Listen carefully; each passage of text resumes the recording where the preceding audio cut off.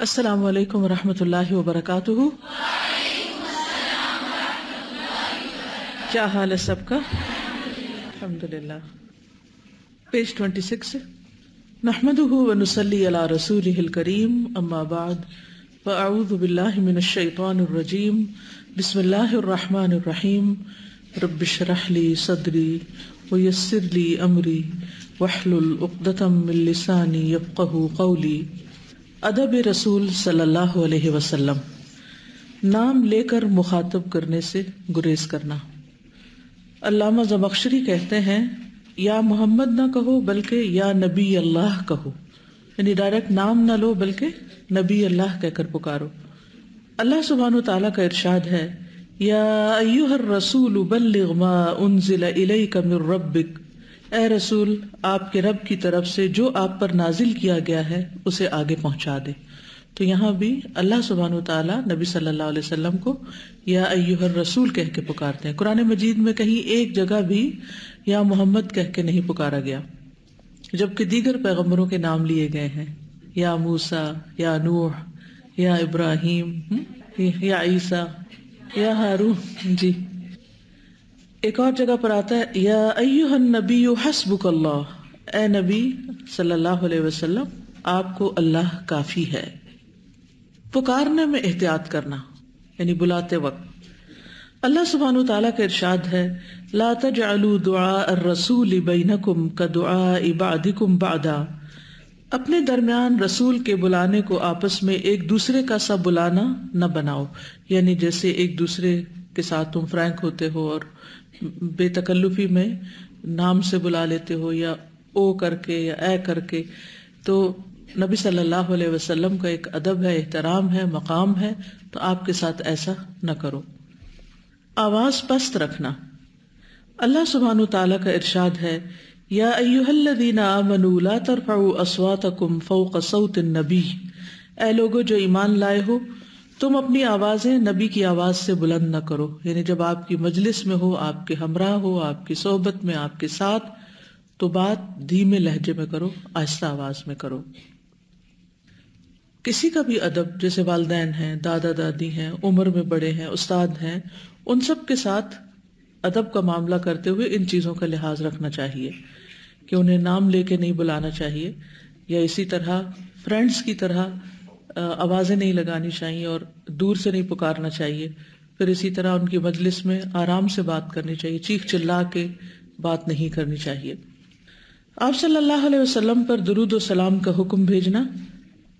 اللہ سبحانہ تعالیٰ کا ارشاد ہے ان اللہ وملائکتہ یصلون علی النبی یا ایھا الذین آمنوا صلوا علیہ وسلموا تسلیما، بے شک اللہ اور اس کے فرشتے نبی پر درود بھیجتے ہیں، تو اے لوگو جو ایمان لائے ہو تم بھی ان پر کثرت سے درود اور سلام بھیجو۔ تو ایک دفعہ دل میں پڑھ لیجئے درود ابراہیمی، اللہم صلی علی محمد۔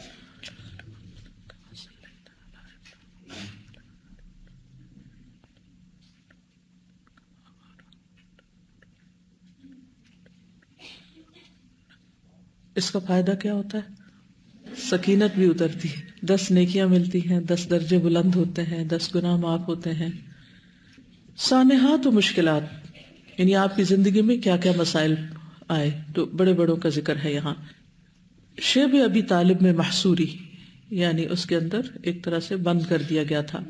نبوت کا 7واں سال نبی صلی اللہ علیہ وسلم کی زندگی کا مشکل ترین سال تھا، جب آپ صلی اللہ علیہ وسلم تمام ساتھیوں کے ساتھ شیب ابی طالب نامی گھاٹی میں 3 سال تک محصور رہے۔ اس دوران تبلیغ کا کام بھی اس طرح نہیں ہو سکا، اور تمام دشمن قبائل کی طرف سے سوشل بائیکاٹ کا اعلان لکھ کر کعبہ میں لٹکا دیا گیا، اور دیگر افراد کو بھی اس پر عمل کرنے پر مجبور کیا گیا کہ کوئی ان سے لین دین نہیں کرے گا، تجارت نہیں کرے گا، شادی بیاہ نہیں کرے گا، اور جو معاشرتی روابط ہوں گے وہ نہیں رکھے گا۔ اور یہ سب کا دشمن قبائل کا متفقہ فیصلہ تھا۔ 1 سال نہیں، 2 سال نہیں، 3 سال۔ کبھی انسان کی زندگی میں ایسا وقت بھی آتا ہے کہ اس سے اس کی ساری آزادیاں چھن جاتی ہیں، اور یوں لگتا ہے جیسے اندھیری رات ہے، انسان کچھ بھی نہیں کر سکے گا۔ تو ایسے میں بھی مایوس نہیں ہونا چاہیے۔ سیرت ہماری زندگی کے لیے بہترین رہنما ہے۔ اس وقت شیب ابی طالب میں جو لوگ موجود تھے، کیا وہ یہ سوچ سکتے تھے کہ ان کی اس قربانی کے اثرات آج یہاں تک بھی پہنچیں گے، کہ اس محفل میں ہم بیٹھ کر ان کا ذکر کر رہے ہوں گے؟ اتنی دور دور تک ان کے اثرات پہنچیں گے جب وہ دنیا میں ہوں گے بھی نہیں۔ تو اصل چیز کیا ہے کہ انسان پوری سچائی کے ساتھ، سنسیئرٹی اور اخلاص کے ساتھ اللہ سبحانہ وتعالیٰ کی طرف متوجہ ہو، اس کی عبادت کرتا رہے، اس کے دین کی طرف لوگوں کو بلاتا رہے۔ اور اگر اس دوران کچھ ایسے حالات پیش آ جائیں کہ آپ سے وہ سارے کام اور وہ سب چیزیں چھوٹ جائیں جو آپ کی زندگی کا ایک بہت بڑا مقصد ہو یا پیشن ہو آپ کا، تو بھی صبر سے کام لے کر اچھی امید رکھیں۔ مایوسی کسی بھی حال میں نہیں، کیونکہ اللہ سبحانہ وتعالیٰ کے ہر فیصلے میں خیر ہوتی ہے۔ جہاں انسان دعوت دین کا کام کر کے باہر نکل کر بہت کچھ سیکھتا ہے، وہاں بعض اوقات ایسی تنہائی میں بھی اور سب سے کٹ کر بھی بہت کچھ سیکھتا ہے، اور اس میں اور زیادہ اللہ سبحانہ وتعالیٰ کے ساتھ خالص ہو جاتا ہے، وہ ذاتی عبادات پر زیادہ فوکس کر لیتا ہے۔ واقعہ طائف۔ نبوت کے 10ویں سال نبی کریم صلی اللہ علیہ وسلم اسلام کی دعوت کے لیے بیرون مکہ طائف تشریف لے گئے۔ آپ صلی اللہ علیہ وسلم کے ہمراہ آپ کے آزاد کردہ غلام زید بن حارثہ بھی تھے۔ راستے میں جس قبیلے کے پاس سے بھی گزر ہوتا اسے پرنور راستے کی طرف دعوت دیتے، یعنی اسلام کی دعوت دیتے۔ طائف پہنچ کر قبیلہ ثقیف کے 3 سردار بھائیوں کو اسلام کی دعوت دی، لیکن تینوں نے انکار کر دیا۔ نبی اکرم صلی اللہ علیہ وسلم یکے بعد دیگرے ایک ایک سردار کے پاس دعوت کے لیے تشریف لے جاتے، لیکن ان سب کا ایک ہی جواب تھا کہ تم ہمارے شہر سے نکل جاؤ۔ چنانچہ نبی اکرم صلی اللہ علیہ وسلم جب 10 دن کے قیام کے بعد واپس مکہ تشریف لانے لگے تو یہ اوباش آپ کو گالیاں دینے لگے، تالیاں پیٹنے اور شور مچانے کے ساتھ ساتھ وہ آپ کو پتھر مارتے جاتے۔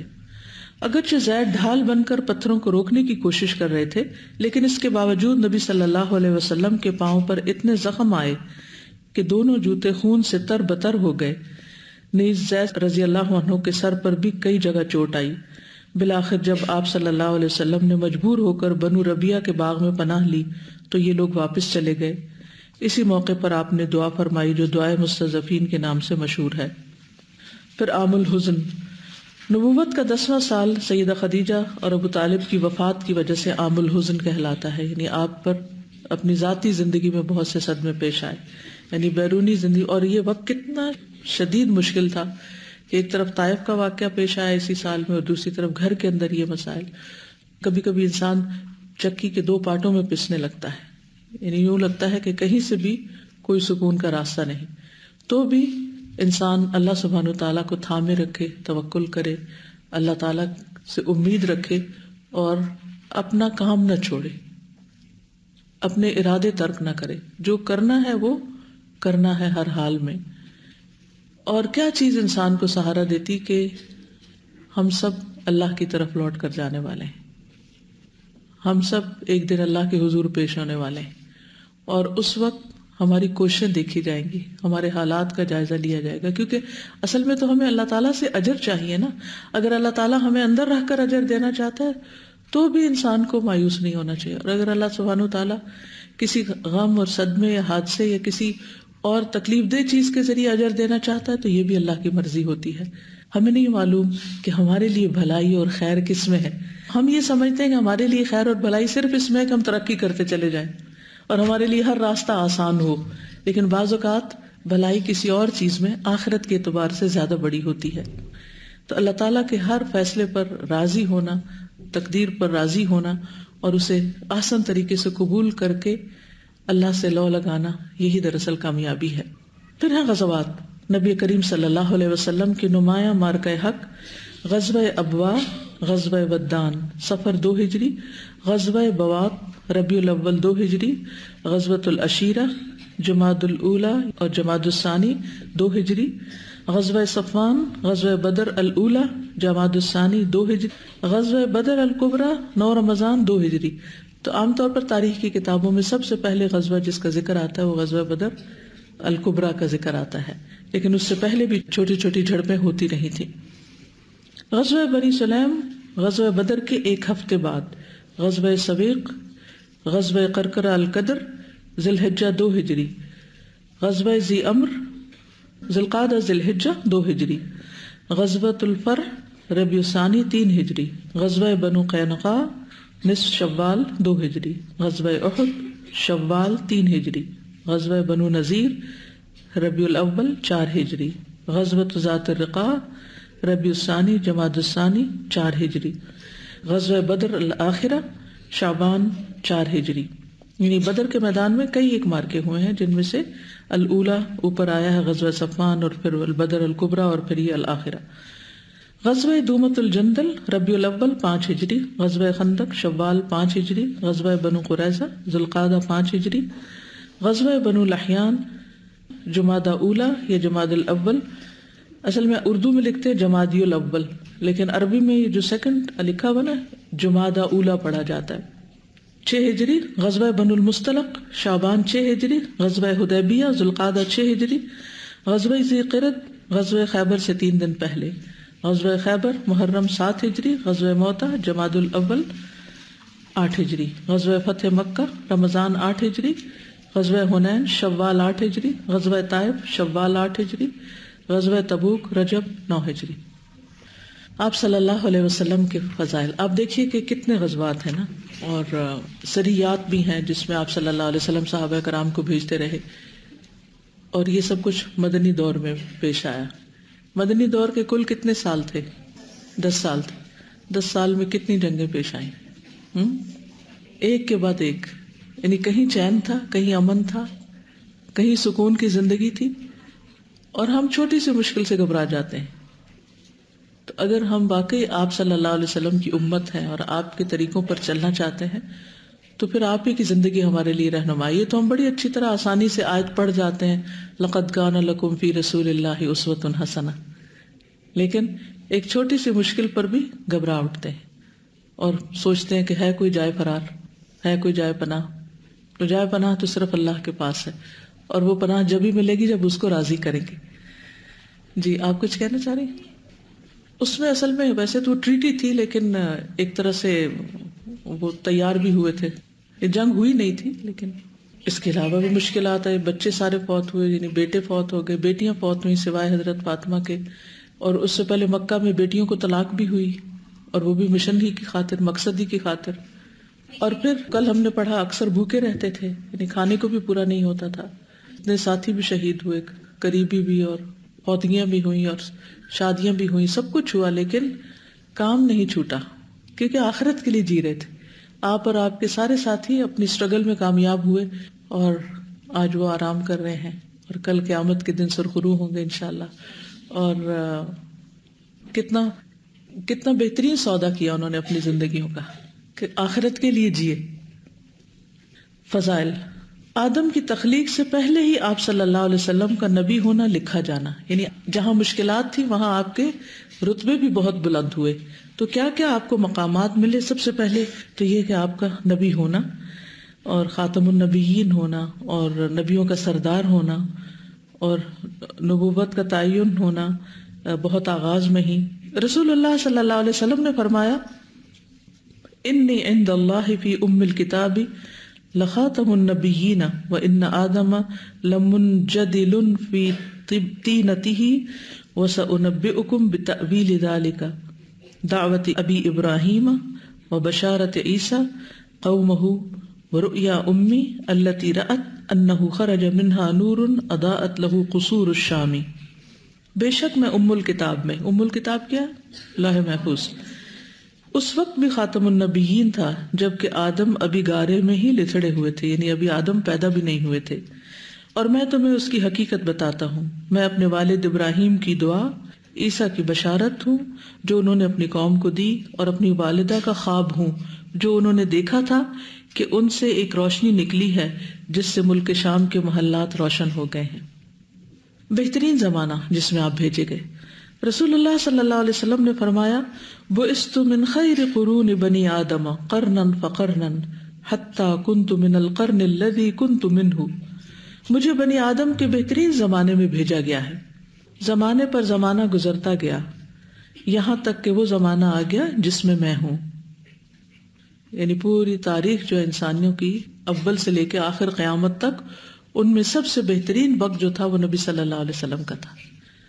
بہترین خاندان سیدنا واثلہ بن اسقا فرماتے ہیں کہ میں نے رسول اللہ صلی اللہ علیہ وسلم کو فرماتے ہوئے سنا، اللہ عز و جل نے اسماعیل علیہ السلام کی اولاد میں سے کنانہ کو چنا، اور کنانہ میں سے قریش کو چنا، اور قریش میں سے بنی ہاشم کو چنا، اور بنی ہاشم میں سے مجھے چنا۔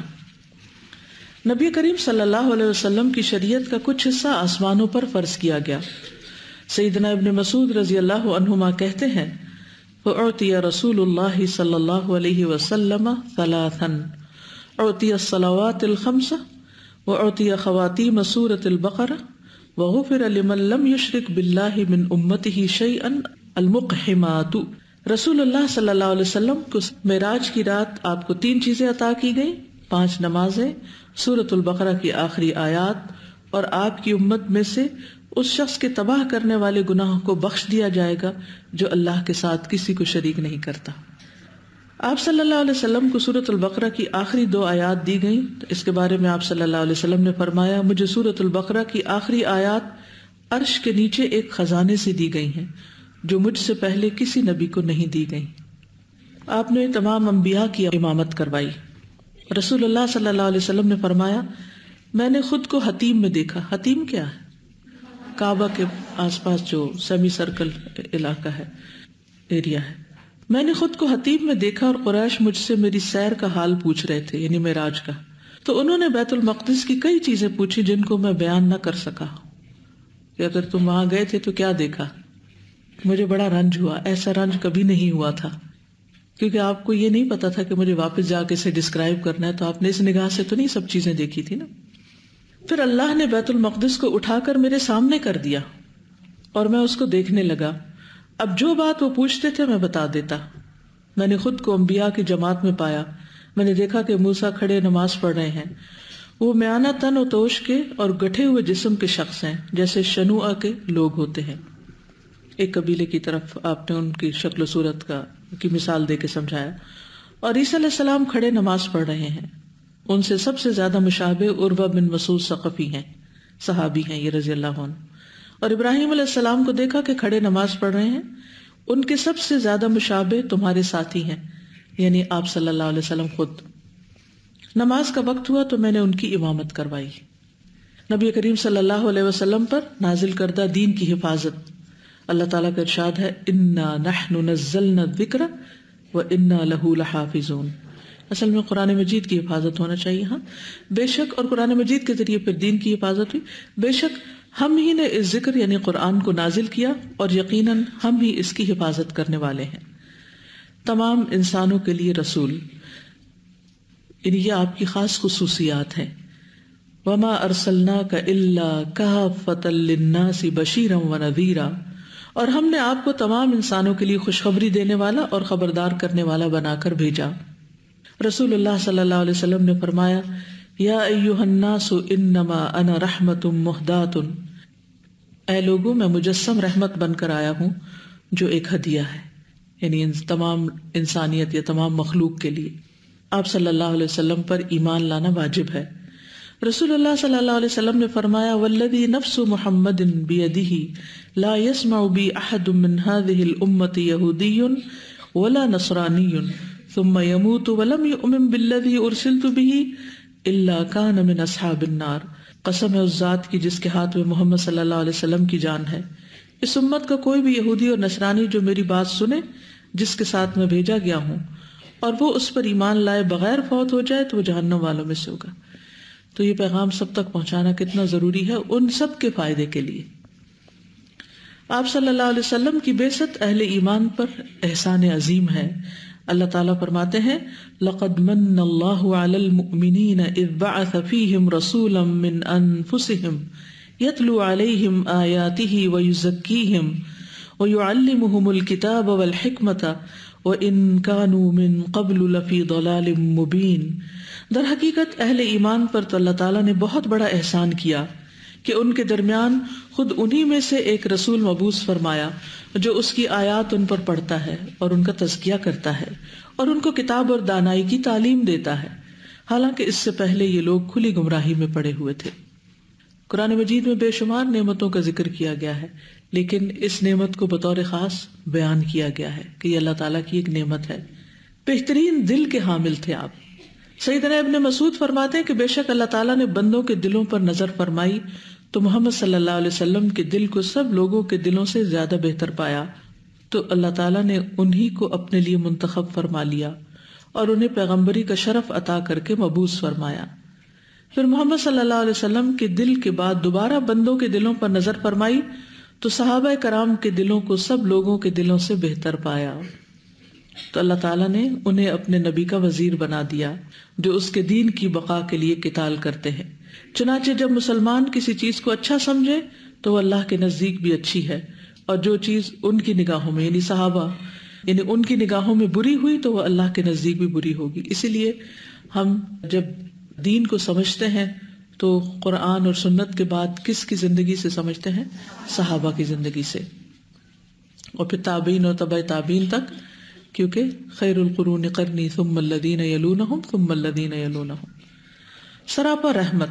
اللہ تعالیٰ کا ارشاد ہے وما ارسلناک الا رحمتا للعالمین، اور ہم نے آپ کو تمام جہان والوں کے لیے رحمت بنا کر بھیجا.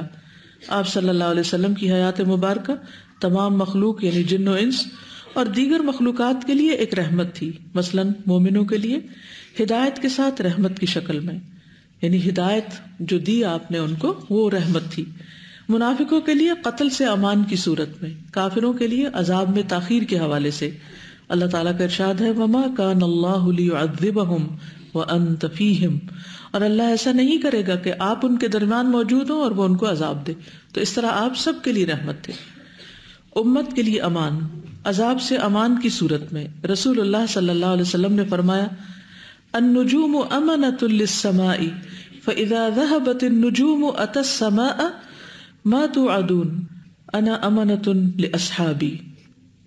ستارے آسمان کے لیے امن ہے، اور جب ستارے چلے جائیں گے تو آسمان سے وہ آ جائے گی جس کا تم سے وعدہ کیا گیا ہے، اور میں اپنے اصحاب کے لیے وجہ امن ہوں. ازواج النبی صلی اللہ علیہ وسلم امت کی مائیں. اللہ تعالیٰ کا ارشاد ہے النبی اولیٰ بالمؤمنین من انفسہم وازواجہ امہاتہم، بلا شبہ نبی اہل ایمان کے لیے ان کی اپنی ذات پر مقدم ہے اور آپ کی بیویاں ان کی مائیں ہیں. یہ جو پیچھے بات کی گئی ہے نا کہ ستارے آسمان کے لیے امن ہے، تو اس کا مطلب یہ ہے کہ ستارے کب جائیں گے؟ جب قیامت ہوگی، تو پھر اس کے بعد قیامت واقع ہو جائے گی.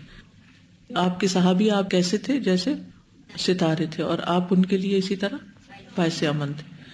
آپ صلی اللہ علیہ وسلم پر بیویوں کے درمیان عدل کرنا فرض نہ تھا. قرآن مجید میں آتا ہے ترجی من تشاء منہن وتؤوی الیک من تشاء ومن ابتغیت ممن عزلت فلا جناح علیک.